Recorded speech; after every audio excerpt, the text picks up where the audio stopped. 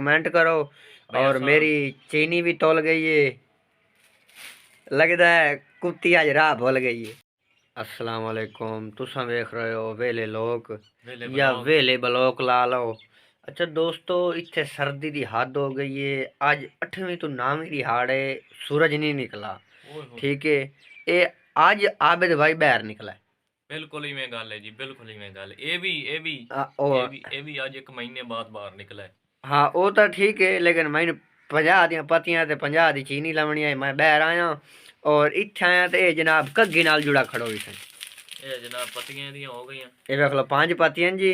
और उस तो बाद ये बेली सही भीड़ी खड़ा या घग्गी भीड़ी खड़ा या दाढ़ी ते तो मुछन ते मैं खैर है आजा भाई आज जखे कोई मौसम ना कोई वेदे पाए रुझान शुजान।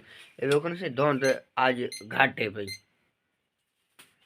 नहीं तो सही ये आज 7 का टाइम है, 7 बजे कुछ मिनटा का टाइम है पिया। नहीं तो इस टाइम तला तो बंदे नाल बंदा ना ध्यान आता। जनाब चैनल नु सही सब्सक्राइब करो। ओके करना है सब्सक्राइब। और उस तो बाद कई शे सही सदी दिए बेल आइकन दबाएं और वो वीडियो ने शेयर शूर कमेंट, हाँ कमेंट करो। और मेरी चीनी भी तोल गई है, लगता है कुत्ती आज राह भूल गई है।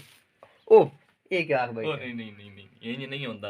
हाँ कुत्ती राह नहीं भूल गई, चीनी तोल गई है। वो अगू यही आंदा भी आज लगता कुत्ती राह भूल गई है। चैनल नु लाइक करो यार, मेहरबानी करो। असल दे बंदे तुहाडी वजह तो मेरे कोल शीशा कोई नहीं, ते तुहानू मोबाइल दी मैं बैक साइड दिखावां भी केड़ा मोबाइल है आज।